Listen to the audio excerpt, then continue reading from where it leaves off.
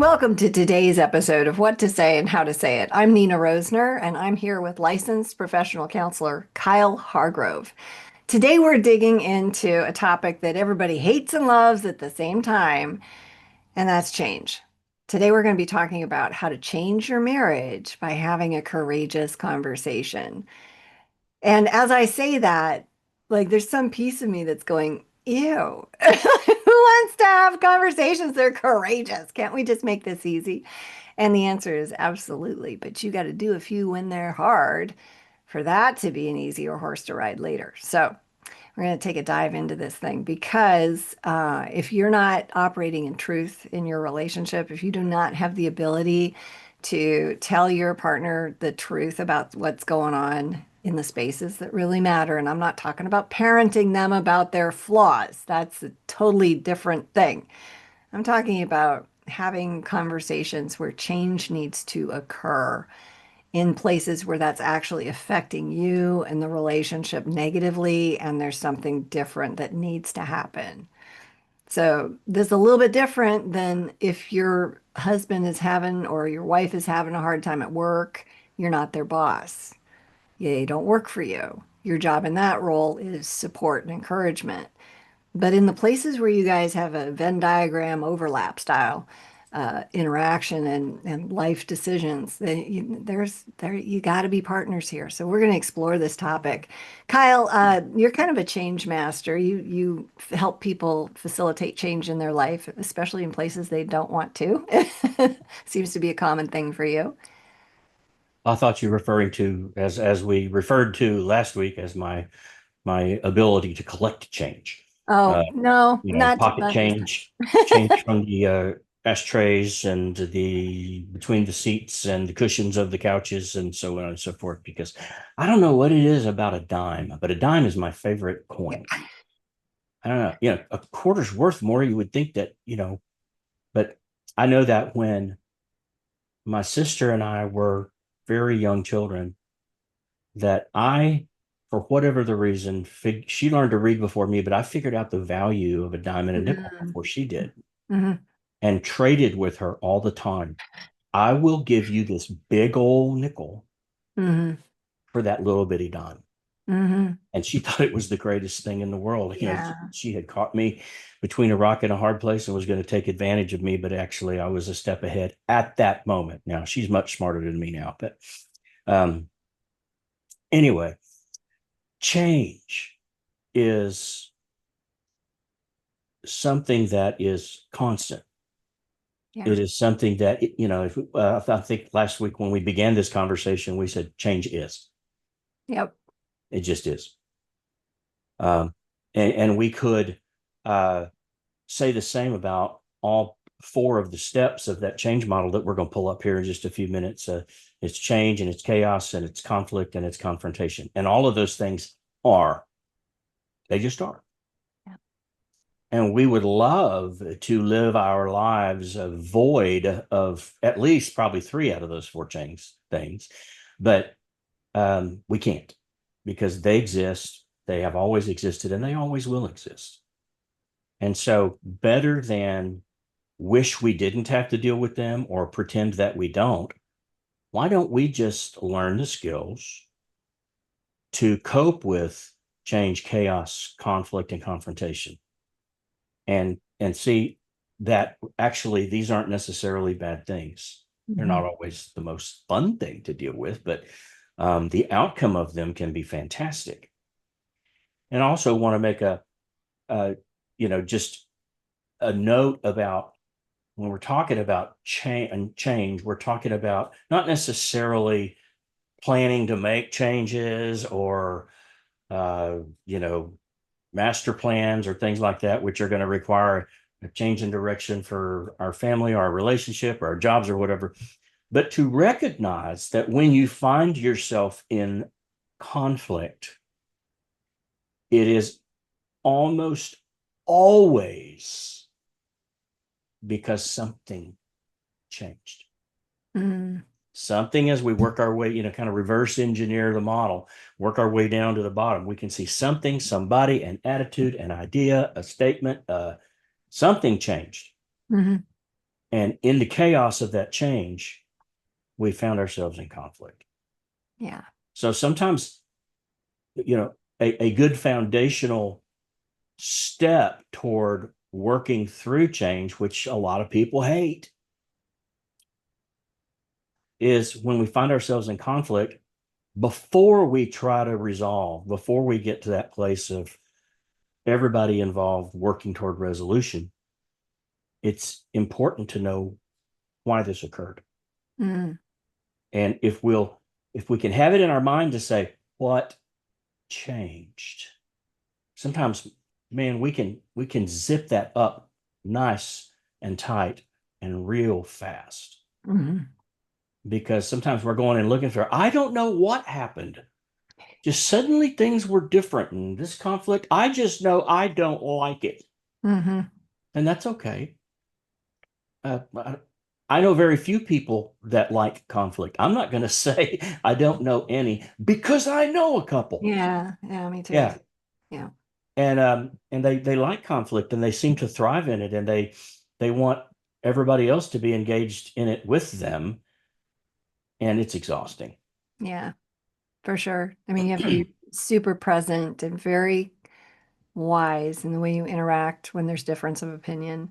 You have to be Yeah, careful with other people's hearts in that. And that takes a lot of focus. it Um, does.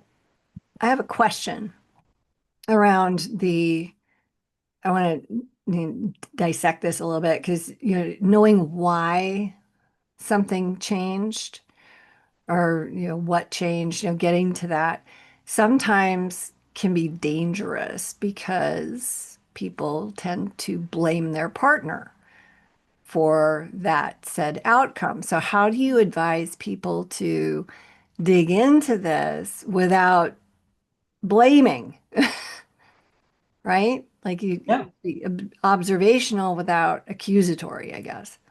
yeah.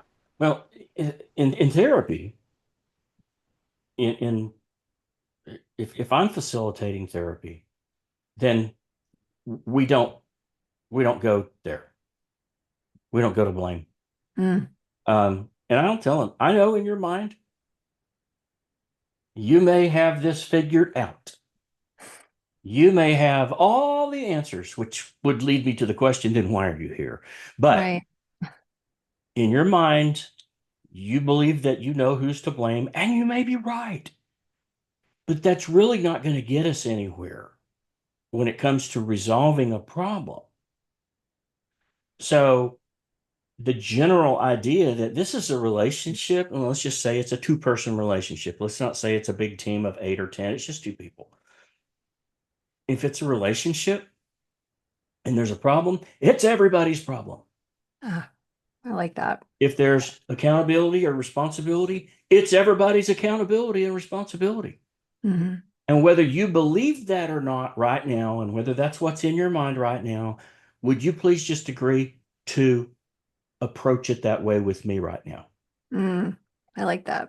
Okay. And maybe we do get to a place where, we're just doing some micro dissecting here. And we say, well, this change occurred, and it was him who had the behavior that indicated the change. But there were thoughts and feelings and things going on in his mind at that time that are her accountability. Yeah. And it doesn't justify the change that he made or the choice that he made. But we could take this down way down deep in the dirt and the Yeah. mud if we wanted to. Yeah. And That's, sometimes it's necessary, but most of the time, if we can develop the mindset of saying this is a relationship with two people, there are two people responsible, there are two people accountable, and there are two people that are going to have to move forward in order for the problem to be resolved, the mhm. conflict to be conquered. Yep. No, I like that. That's reasonable and it's acting with integrity for both of them. Yeah, That's very cool. yeah. Yeah. So what I want to talk about today, and in a minute again, I'm going to ask you to pull up that graphic, but I want to talk about, at least if we have, and I know we'll have time for this, but some questions that we want to ask ourselves when we get to that place of the courageous conversation. Now, remember, when I developed this model 20 plus years ago, there was another word at the top of the model that we're not supposed to use anymore because it triggers people. I'm dying to know. Yeah. What was it? Confrontation. Oh, that. Yes. Yeah. Yeah. Yeah. And when people hear that word, they go diving into the bushes and, doing getting into the 55-gallon trash cans and hiding, hoping nobody sees them. Sorry, I bumped my mic several times today. But confrontation is fearful force for most people. Yeah. And they're so afraid of it that they will avoid it. As a matter of fact, they're so afraid and so prone to avoid it that once they realize there's a conflict, they say, it's been good. And I wish the best for you in your future endeavors, but there's conflict here, and I don't do conflict. Yeah. I don't do conflict is a phrase right now in our culture, Oh, yeah. which is basically saying I don't do relationship either. Okay, good for you. Yeah. Yeah. And so we have a multitude of couples, people, generations who have taken their philosophy from the great philosopher, lots of Socrates. Okay. And they think that they can navigate through their relationships without an appropriate confrontation, or since it involves fear, we're going to call it courageous conversation. Because we just can't move forward. We cannot progress without an appropriate confrontation. And that requires skills that we all possess, but we don't necessarily apply them in the right spaces. I totally agree. And I'm not trying to take this lightly at all. I completely 100% agree. I'm still kind of giggling over lots of crapsities. Lots of Socrates. He is Yeah, yes, that a well-known philosopher, I think, in sure. our culture. Um, and his philosophies basically are a path of least resistance philosophy. Yeah. What's the easiest way through Mhm. this? What's the quickest way, fastest way? How can I get to where this is not weighing on me anymore? And that usually means quitting. Yeah. Yeah. Estrangement. That's Yeah, how people sometimes solve these things. Is I just will never speak to you again ever. You're dead to me. that's right. Yeah. Yeah. All right. So let's dive into this. You want me to pull it up? Please, if you don't mind. I do not mind. Let me see if I can get this. There it is. There she is. Yeah. Okay. I'm going to have to make that bigger on my screen because my old eyes won't see it. All right. So last week in our conversation, we talked about this part here, the the ascension from the change all the way to the point of needing to have the courageous conversation. And Yep. and you see, the one thing I do want to point out, because everybody else can read, but if you're not looking at this and you're listening, the ascension goes from change upward to chaos, upward to conflict, and upward to ultimately this courageous conversation. But right there in between chaos and conflict is drawn a little arrow, and it goes down there to our Fisher Price slide, which we've all been on. We've all bought them for our children and grandchildren and so forth. They're everyday care on the planet. So I put that there because this seems to be uh, a common activity like recess for a lot of people, and they Yeah. they go through a change, and it may be positive or negative. They realize that they're in the chaos that's created by every single change. Not always a lot of chaos, but always some. And instead of dealing with conflict by confrontation or the courageous conversation, they jump off this model at that point onto the slide, back down to the ground, and they're hanging around usually not even knowing that they're doing it, but they're just waiting for the next change to come along. And it's a vicious cycle. Yep. So the responsible, accountable, relationally and emotionally aware people are going to say, okay, conflict is something that's part of even the best of relationships. So let's figure it out. We're going to identify the conflict. We're going to have this conversation. And in the conversation are several questions that I want to be able to ask myself after the conversation. Okay. If I'm going to ask myself questions that I know about after something, then I've got to know about it before it as well. So, question number one, was I resolution focused, or was I pushing to be right or to win? Because if I'm pushing to be right, that means I'm pushing for you to be wrong. Yep. And if I'm pushing to win, that means I'm pushing for you to lose. And if either one of those are the case, then everyone's the loser. Yep. There are no winners. There are no writers. Everybody's a wronger or a loser. Okay. Yep. That's just the way it is. But if we're focused on resolving the problem rather than being right,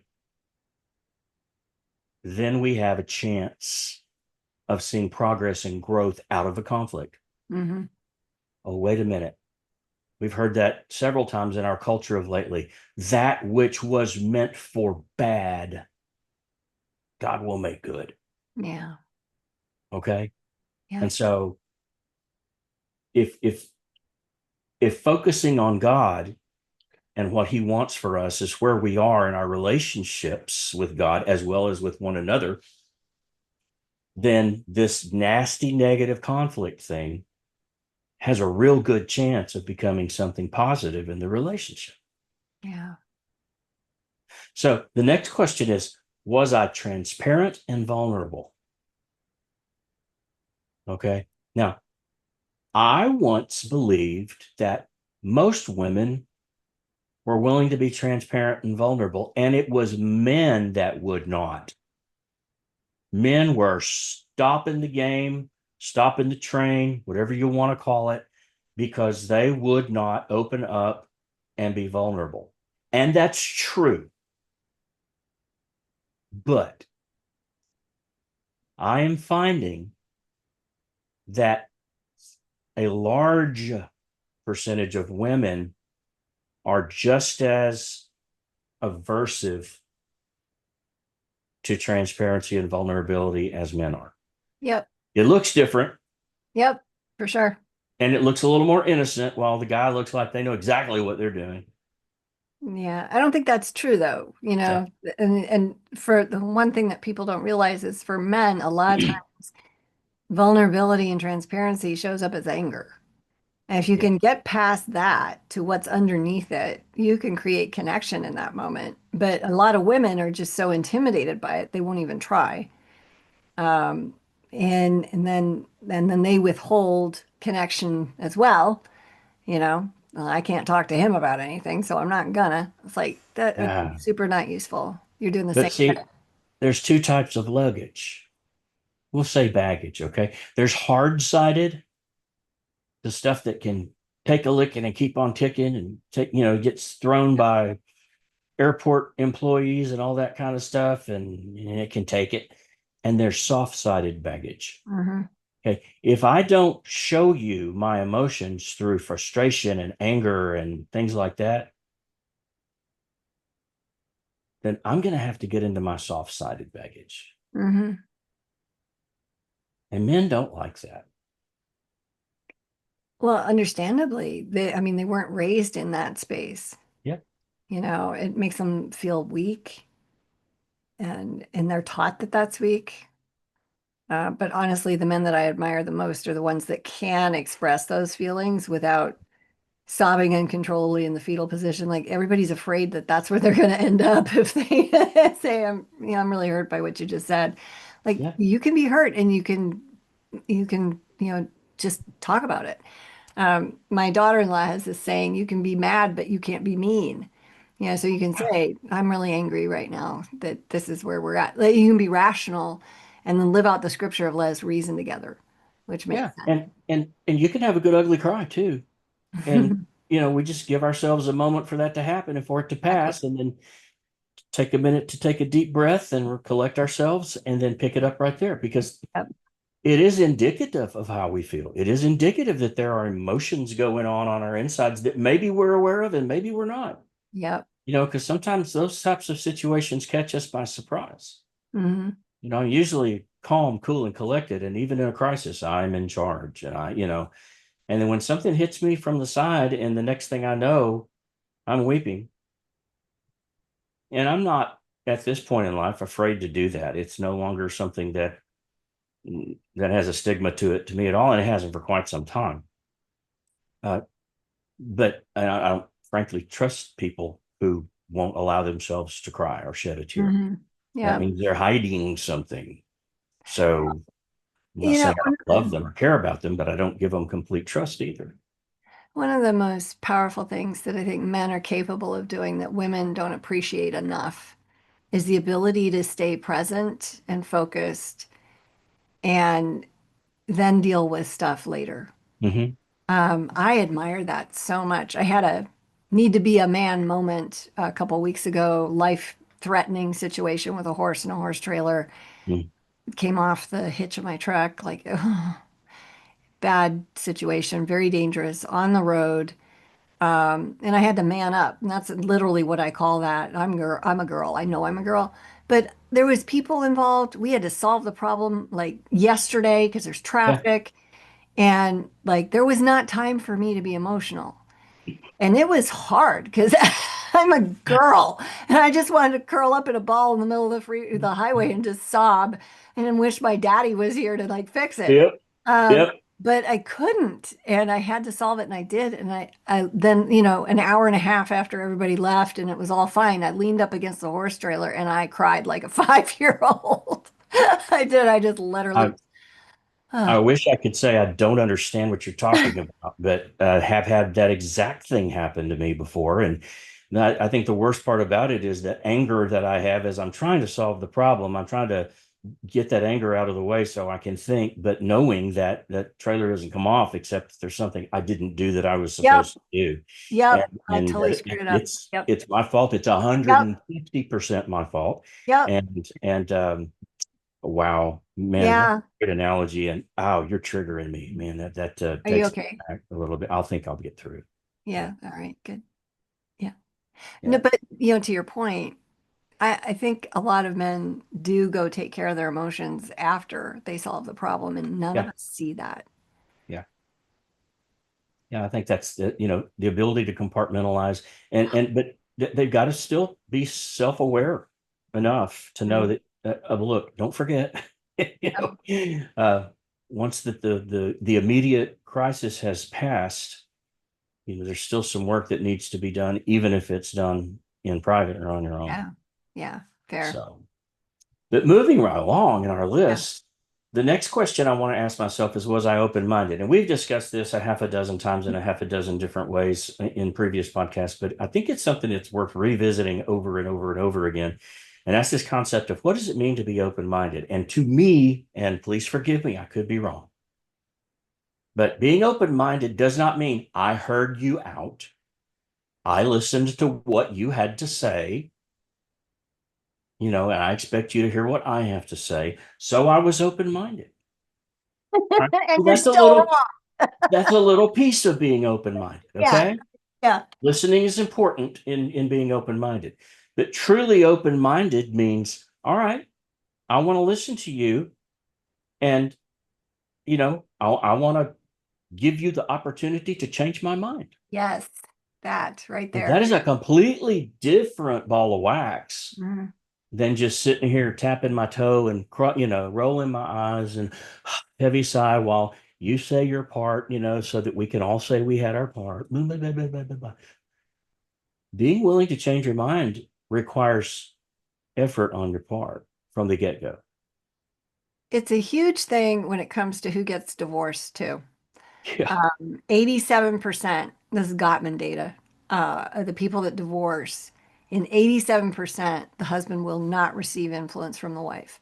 Mhm. So it's basically saying these guys are closed-minded, Yeah. not open to Yeah. influence. Now, she may be terrible, like I don't know, but in most cases, both people have something to say that could contribute. And if you're not open to your spouse, you're shutting the door on your relationship.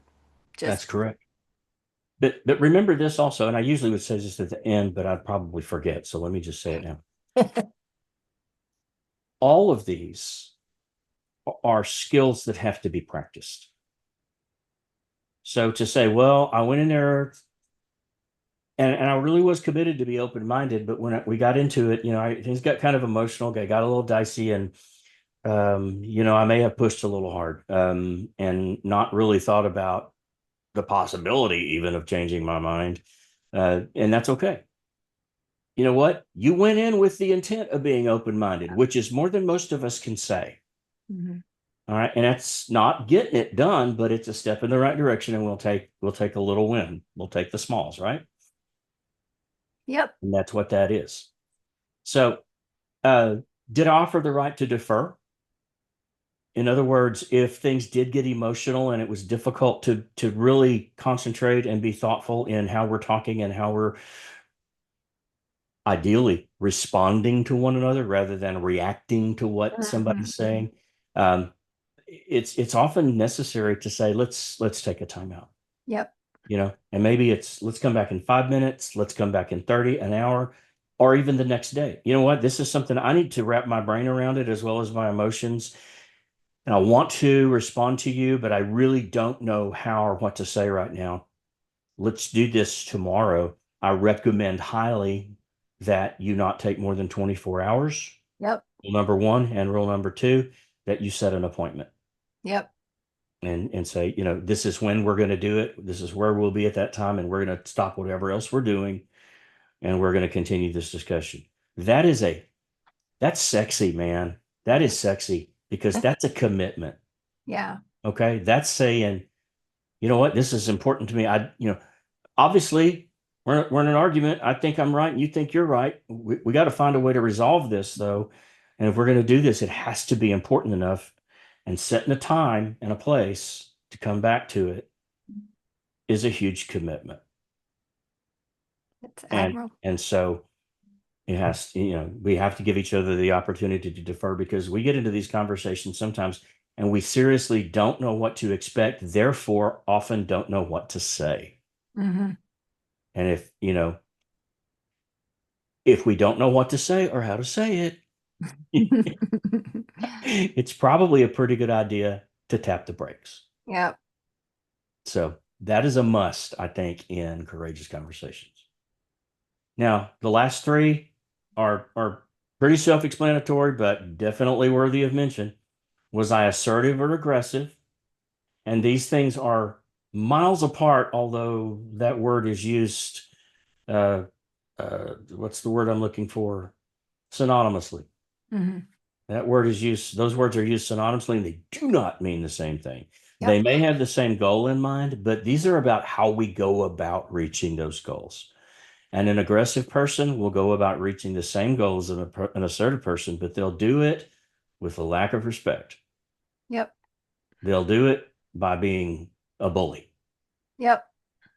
The assertive person is going to go after the same ideas, the same solutions, the same goals, but they're going to have integrity, and they are going to focus on going through the process of getting to the same place while respecting the dignity of the other person.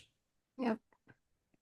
And you just can't do that when you're hollering and screaming and your face is red and your blood pressure's up and you're about to stroke out. Yeah. Nobody's respectful Yeah. then. Yeah. And truly, being aggressive is our default setting. Because, our caveman ancestors could not protect themselves against everything, and pretty much everything wanted to kill them. They could not do that by being assertive. They Right. couldn't survive. Right. You have to injure and maim and murder something to survive Yes. in that space. And that pretty much got melted into every other part of life. And being assertive was something that we have had to learn and still Mhm. have to learn how to do. Yeah. So did I exude respect? And then the last question on here, did I manage my emotions? Now, that's an easy question to understand intellectually, but a much more difficult challenge to navigate in the moment on the spot. Because, man, emotions can flare up in a snap of a finger. Maybe that's probably, you probably have 10 emotions flare up in that period of time. Yep. So emotions can flare up in a heartbeat, things that you didn't know that you felt, things that now you feel because of what something said or someone said or did, or something that caught you by surprise. So managing your emotions in the moment is huge. And it goes back to that the ability and the right to defer this conversation, not to Yeah. cancel it, not to bury it and hope it goes away because it won't. Okay. But to come back to it. And if we're not managing our emotions well, if we had a pre agreement, is that a word? Pre agreement? Hmm. Yeah. If we had an agreement because we're learning to do this together and we're going to agree that if somebody's emotions are becoming unmanageable, we're going to defer. Yep. And the easiest way to do this is to simply say, "Hey, I love you. We're not doing this well right now. Let's take a break and come back to Yeah. it." Like those are the words. That's what to say. And then the reason you want to say, "I love you," is so that you're not injuring your partner because you potentially are by abandoning them in the middle of that moment. So Yeah. you want to give them that reassurance and then end the conversation because nothing good comes out of it when you're emotional. Nothing. So stop it. Yeah. So three other things, just real quick. And these come out of the communication theory called transactional analysis. Um, Sociologist Eric Berne, I believe, Canadian sociologist. Yeah, if I'm not mistaken, it was in the 50s, somewhere between the 40s and the 60s, somewhere between the year 1900 and 2000. Okay, I guess that's 100 years in there, a little latitude. But he created this communication theory called transactional analysis, and one of the ego states in transactional analysis is the adult. There's a parent, there's an adult, and a child. We're not going to get into all those things right now, but in the adult ego state, which is the ideal ego state from which to communicate and to communicate back, there are three imperatives. The first one is operate in the here and now. In other words, when you're having a courageous conversation or any other conversation for that matter, operate in the here and now. Deal with what's happening right now. Don't be a time traveler. Okay. Don't jump back in the past and go grab something that you promised that you'd leave there, but you Yeah. didn't. Okay. Now, I promised I would never bring this up again, but I have it in the storage shed out back, and I'm going to go grab it real quick, and I'm going to bring it into this conversation. I'm going to beat you over the head with it. Not cool. Not cool. That will end a courageous conversation and probably guarantee that there's not going to be another one for quite some time. Yeah. That's a thing. So taking what we know in the here and now, what's a part of the issue as we're dealing with it is adult skill number one. Adult skill number two is utilize only facts. Not I thought or I felt or someone said or I figured or the last time this is nope. None of that is valid and none of it's fair. Only talk about things you know to be true. Now, one of the things you can know to be true that's difficult to prove as far as reality is concerned is what you feel. Okay. But you can differentiate to say, I don't know if I should feel this way, but I'm going to be transparent with you and tell you that I do. Mhm. I don't know if I should feel paranoid, but I do. Well, and focusing on facts often means, can I see it? Can anybody see it, smell it, touch it, taste it? Like, is it right there? Like the bank account is overdrawn. That's a Yep. fact. Yep.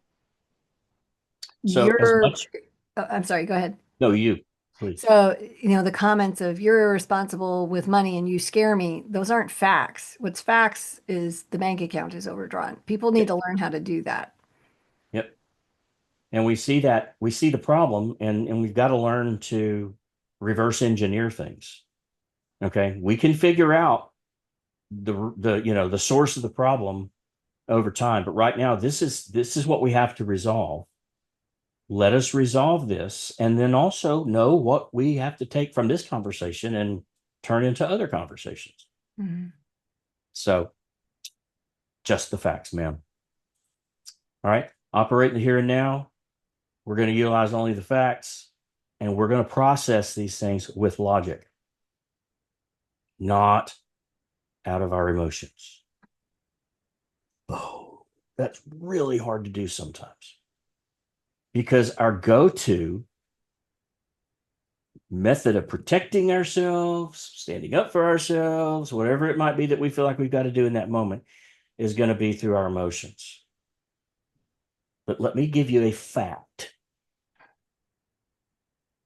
emotion never, ever solved a problem. Yep. Logic 100%. has, Yes. and logic does. And I am not in any way advocating that you either ignore or just move past the emotional parts of what's going on, but that you help to resolve the issue and the problem with good, solid, rational logic. Yep. You So, compartmentalize the emotion, you don't forget that it's there, you solve the problem, then you come back to the fields.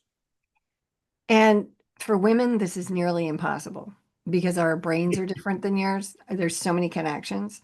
Yeah. So we've got a tool. You can get it on Amazon, and it's called the Connection Steps. It's a little book, and it's a prayer process where you connect with the Lord to sort your emotions because you're having them for a reason.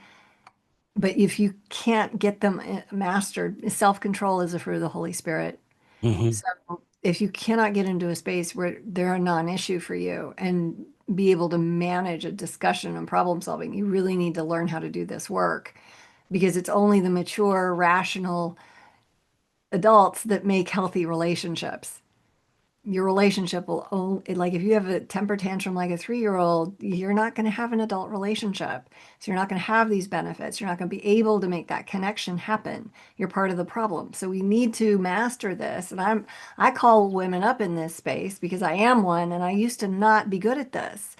We're not taught how to do that. We're taught to feel all the feels and that we're entitled to our emotions. And I don't disagree with that necessarily, but a lot of them lie to us and they're not useful for solving problems. And they're based on lies too often. Yes. So, ladies, level up. That's my 2 cents. I'll get off the soapbox. So, That's all I got. yeah, well, That's a lot, though. it's a lot. It's pretty good. And it coincides really nicely with the book we use for the marriage transformation, which is called Nine Lies That Will Destroy Your Marriage. I think it's by one of the Smalleys and I can't, Paul, I think is the other author. Anyway, one of the nice things about that book is that the end process is very similar to some of the, like you went into a lot more depth on why do these things. But you can't have a win-win solution if somebody's a lose in your marriage and if you're not acting like an adult. So it's good stuff today. So what will you do with the information that you have? I want to encourage you, if you're female especially, or if you're male and you struggle with your emotions, let's do something about that. If you're in the great state of Texas, you can reach out to Kyle at Kyle, Kyle, Hargrove, Hargrove, LPC at gmail.com. And you can also find out more about Greater Impact at greaterimpact.org. But do something. Don't stay stuck in this stuff. Let's all grow up. And I Yeah. want to too. Like, be sure to check out our next episode and subscribe and hit the like button so that more people see these things. We're doing a decent job partnering with the Lord to save relationships, and I want you to be part of that. Thank you so much for being here today. We'll talk soon.